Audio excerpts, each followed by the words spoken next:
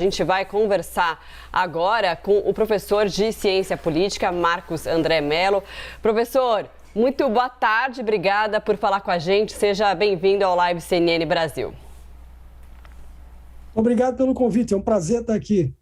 Professor, bom, já vou começar então pela pesquisa IPESP, que acabou de sair, está mais quentinha para a gente analisar os números, e ela mostra um movimento interessante, né? Diferente, evidentemente, da pesquisa da Datafolha, são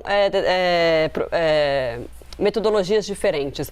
O ex-presidente Lula cresce 3 pontos percentuais, acima da margem de erro. O presidente Bolsonaro se mantém. E aí, se a gente for olhar os recortes, a gente estava até comentando agora há pouquinho, o ex-presidente Lula cresceu em todas as faixas de renda. Tem essa situação. E outra situação também é que ele cresceu na região sudeste. Como que o senhor avalia esse movimento? Olha, em se tratando de pesquisa, o mais importante é a gente não individualizar a coisa em uma pesquisa, né? Eu preferia trabalhar com a ideia de agregadores, porque aí você neutraliza o efeito de metodologias e etc. E consegue um pouco reconciliar algumas coisas aparentemente contraditórias entre uma coisa e outra. Como você bem apontou, as metodologias são distintas, né? O IPESP é a pesquisa por telefone e a pesquisa do Datafolha é presencial. Como a gente sabe, a pesquisa presencial ela pode superestimar a quantidade de pobres na população e, ao mesmo tempo, isso pode ser até intensificado pelo uso de cotas muito elevadas para esse segmento aí, até 2 salários mínimos. Então, né, ao fim e ao cabo, se acaba tendo um certo viés de sobre-representação desses grupos. A pesquisa por telefone, ela apresenta outros problemas e tal, mas ela tem a virtude de captar mais o voto de classe média e daí sempre o Bolsonaro tende a ser representado. Então, são 2 achados conflitantes, né? Mas, aparentemente, eu não cheguei a olhar em detalhes a informação por faixa de renda do IPESP, mas no Datafolha aparecia um crescimento importante do presidente Lula nesse segmento até 2 salários mínimos.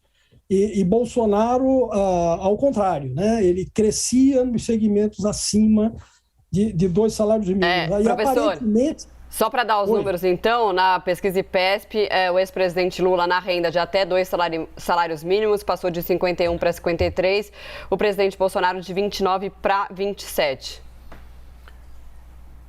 Tá, você vê que isso está dentro da margem de erro, né? Então, assim, mudanças dentro da margem de erro, na realidade, elas podem se dar por acaso, né? Não significam nenhuma mudança efetiva. Foi o que aconteceu em termos de dados globais na pesquisa do Datafolha. Essa do IPESP já é diferente, porque já aponta uma mudança fora da margem de erro, né? Então, há aí uma pequena discrepância e que é importante. Então, ao que tudo indica, há um pequeno crescimento, né, do Lula nesse segmento aí, na pesquisa do IPESP. Professor. É significativo, né, bem entendido, e não produto de algum viés ou alguma coisa.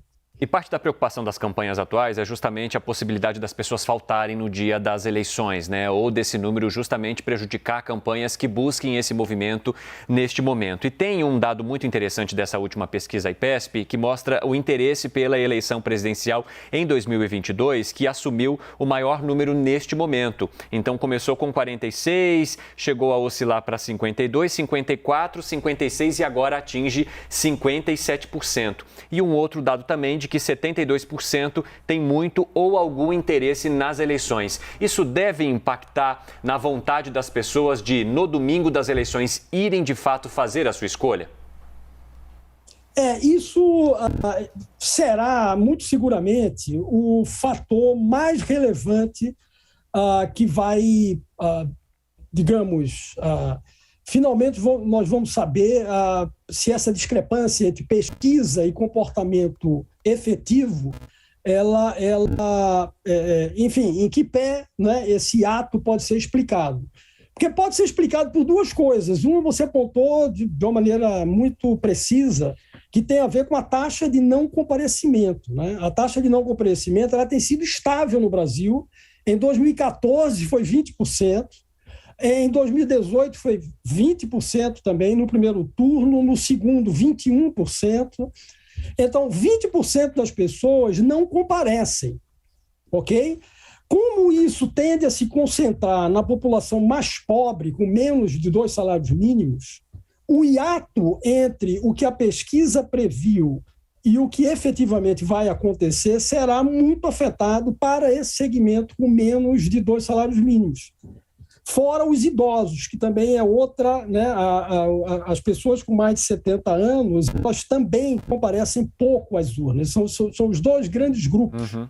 Então, o Lula tem, nas pesquisas, uma vantagem importante no Nordeste e precisamente nesse segmento até 2 salários mínimos.